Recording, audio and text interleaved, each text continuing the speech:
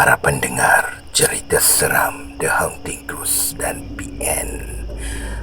Pada malam ini, Brother Fai akan kongsikan kepada anda sebuah kisah seram yang bertajuk Hantu Tali Gantung. Kampung Pandan Seri sedang musim durian. Sepanjang musim itu, Bang Akub tidur di pondok duriannya, beberapa meter dari tanah perkuburan Islam kampung itu. Seperti biasa, menjelang tengah malam, dia pasti menyusur dusunnya memungut durian. Kalau tidak, sudah pasti duriannya akan dipungut budak-budak dadah yang sering merayau-rayau di dusun orang tidak kira waktu. Malam itu, angin mendesah. Sekali-sekala, kilat memancar. Durian amat rahat. Di setiap penjuru dusun, kedengaran bunyi durian gugur. Kudebu, kudebu, kudebu. Kalau tak cepat pungut, habislah pagi esok, kata Bang Akub dalam hati. Sambil menggalas bakul rotan, dia menyuluh di kawasan pangkal pokok yang ada 20 batang itu. Kebanyakan pokok durian di dusun Bang Akub pokok tua. Dusun itu harta pusaka peninggalan ayahnya. Angin malam itu terus mendesah. Kadang-kadang kuat, kadang-kadang perlahan. Ketika bertiup kencang, meliang liuk kebanyakan dahan pokok dibuatnya. Ketika itu juga kedengaran bunyi durian gugur bertambah banyak. Hati Bang Akub kepalang gembira. Rezekinya esok hari pasti bertambah, fikirnya. Sebiji demi sebiji durian dipungut dan dimasukkan ke dalam bakul rotan. Hati Bang Akub begitu lega. Duriannya tak sempat dipungut Mat Gian. Panggilan biasa kepada budak-budak penagih dadah di kampungnya. Bagaimanapun, sesampai saja di pangkal sebatang durian berhampiran tanah perkuburan itu, Bang Akub terkejut. Dah datang pun dia. Nasib baik aku sudah habis pungut. Tak dapatlah dia. Bisik hati Bang Akub sebaik saja dia ternampak satu lembaga di tepi dusunnya. Pasal apa dia menuju ke kubur pula ni? Kata Bang Akub kehairanan. Bang Akub bergerak menyusur ke penjuru tanahnya. Kemudian dia menyembunyikan diri di sebalik sebatang pokok besar.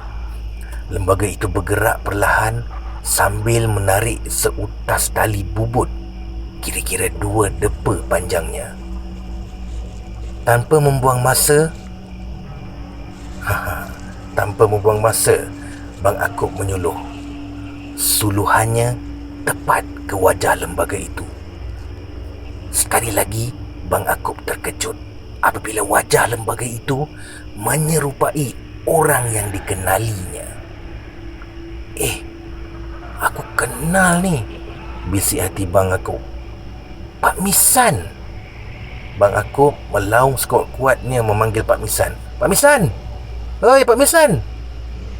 Orang tua kampung yang sering menjadi temannya berbual. Bagi penduduk kampung Pandan Seri, Pak Misan adalah seorang tokoh. Dia terkenal pendekarnya. Selain itu, dia juga tempat penduduk lelaki meminta ubat untuk menguatkan tenaga tertentu.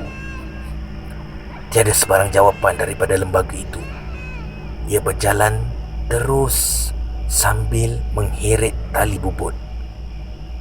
Tidak beberapa minit, satu kejadian mengejutkan Bang Akub. Sebaik-baik saja dia membongkok, memungut durian dan kemudian tegak semula. Lembaga berwajah Pak Misan hilang dalam gelap malam itu. Puas juga Bang Akub menyuluh di setiap penjuru dusun duriannya. Namun, lembaga itu tetap tidak kelihatan. Mana pergi orang tua ni? Bang Akub melaung memanggil Pak Misan tetapi tidak ada sebarang jawapan. Pak Misan! Oh, Pak Misan! Pak Misan! Mana pergi orang tua ni Dia menjadi takut. Dia menyuluh di setiap penjuru dusun duriannya, namun lembaga itu tetap tidak kelihatan. Angin bertiup lebih kencang, daun-daun berguguran, kilat memancar sekali-sekala. Bunyi burung hantu di kejauhan menambahkan seram suasana ketika itu.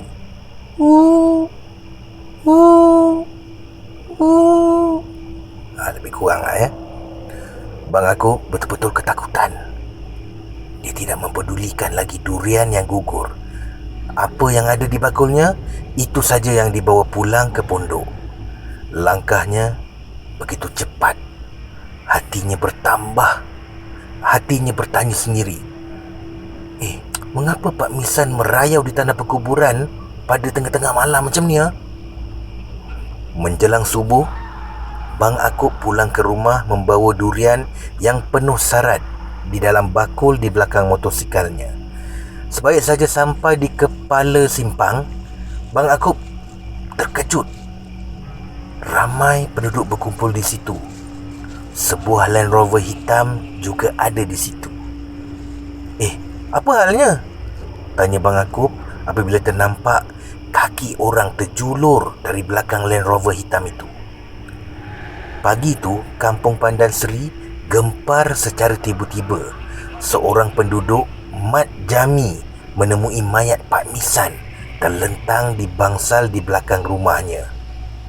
Terpandang saja mayat itu, Mat Jami patah balik ke masjid dan dia ingin memberitahu jemaah masjid yang belum pulang selepas menunaikan solat subuh. Ketua kampung dan Pak Imam masih di masjid pada waktu itu. Mereka dan beberapa jemaah terkejut dengan berita yang dibawa oleh Mat Jami. Tanpa membuang masa, mereka bergegas ke rumah Pak Misan. Pak Misan sudah kaku di tepi bangsal. Mayatnya dikerumuni semut halus. Apa hal Pak Misan memegang tali Tanya Pak Imam. Semua yang ada menerpa menghampiri mayat Pak Misan. Soalan itu tidak berjawab. Tidak ada seorang pun di situ yang tahu mengapa seutas tali bubut panjang 2 depa itu ada di sisi Pak Misan. Kemaskan rumah Pak Misan, arah Tok Ketua Kampung. Seorang pergi beritahu polis. Beberapa orang segera naik ke rumah Pak Misan. Pintu depan dan semua tingkap rumah itu terbuka. Mereka mengemas di sana sini dan membentang tikar tempat Pak Misan dibaringkan nanti. Kemudian, kamu beritahu semua anak Pak Misan, sambung Tok Ketua Kampung apabila salah seorang penduduk bersedia dengan motosikalnya untuk ke balai polis kira-kira 5 km dari kampung itu. Dalam masa yang singkat saja, kematian Pak Misan tersebar di seluruh kampung. Orang ramai mula datang kerana ingin melihat keadaan Pak Misan yang dikatakan mati secara misteri itu. Polis datang dan mengambil mayat Pak Misan untuk dibedah siasat. Orang kampung terus mengerumuni Land Rover hitam. Ketika itu Bang Akub sampai dan dia berhenti di situ bersama-sama dengan orang ramai. Di situ juga dia mendengar cerita mengenai mayat Pak Misan terbujur memegang seutas tali. Pak Misan memegang tali? Tanya Bang Akub sendirian. Keanehan itu timbul kerana dia sendiri ternampak terserempak dengan lembaga menyerupai Pak Misan di kebun durian. Dia juga kelihatan mengheret seutas tali.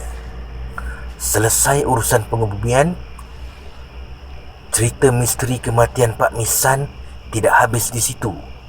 Ia merebak terus.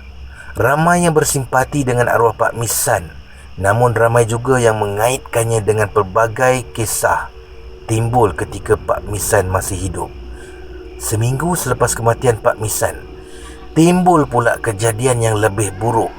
Kampung Pandan Seri ditimpa suasana yang menakutkan. Menjelang senja saja, terdengar suara terpekik terlolong. Kononnya terpandang lembaga mengheret tali berjalan di sekitar rumah Pak Misan. Yang mendakwa nampak hanya seorang dua, tetapi ceritanya cepat merebak sampai ke telinga anak remaja dan suri rumah. Suatu senja, beberapa lelaki agak tua berjalan melintasi rumah arwah Pak Misan yang tinggal kosong sejak kematiannya. Sebaik saja sampai di depan rumah tu, mereka ternampak jelas satu lembaga menyerupai Pak Misan.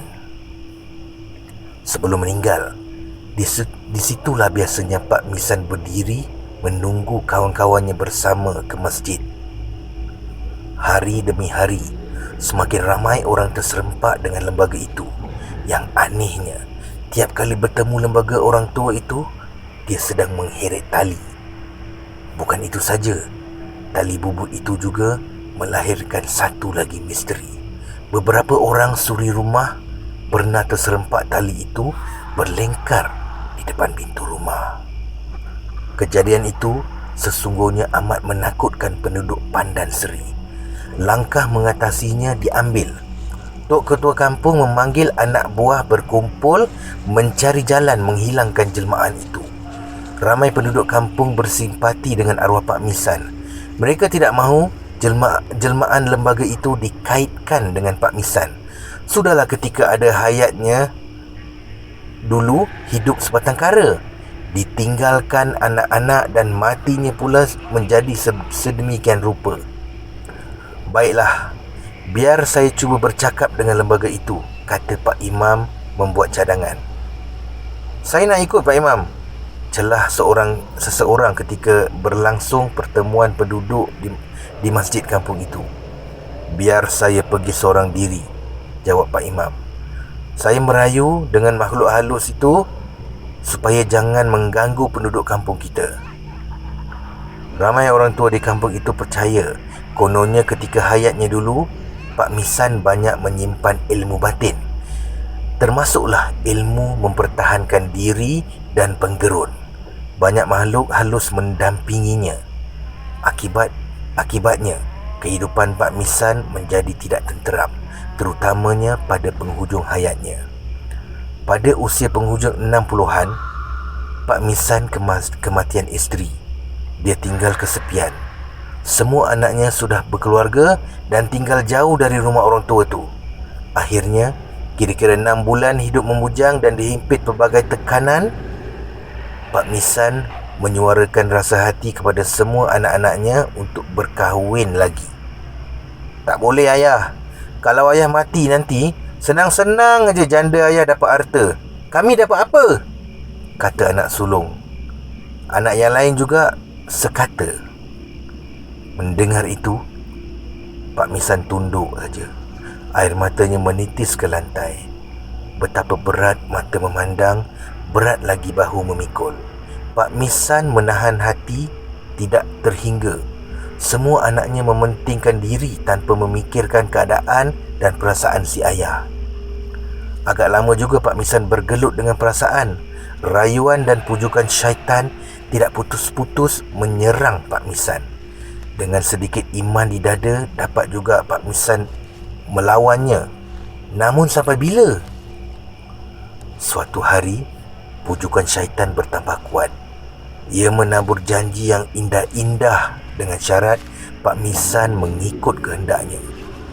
Pak Misan bergelut lagi dengan hasutan itu. Akhirnya, dia sudah mencapai seutas tali. Tetapi dia masih mampu melawan pujukan itu. Akhirnya, dia rebah di bangsal di belakang rumah. Sejak kematian Pak Misan, timbullah pelbagai cerita mengenainya. Ada yang menamakan jelmaan lembaga itu sebagai hantu tali gantung. Begitu buruknya sekali fitnah yang dicipta sesetengah anggota masyarakat di kampung itu. "Assalamualaikum," seru Pak Imam di depan rumah Pak Misan. Tiada jawapan. Sah, ini syaitan. Ia menyerupai ini. Jahatnya syaitan jahanam, kata Pak Imam dalam hati. Kemudian dia membaca ayat suci khusus menghalau syaitan. "Sudah, Pak Misan sudah meninggal. Ini bukan dunianya lagi. Pergi!"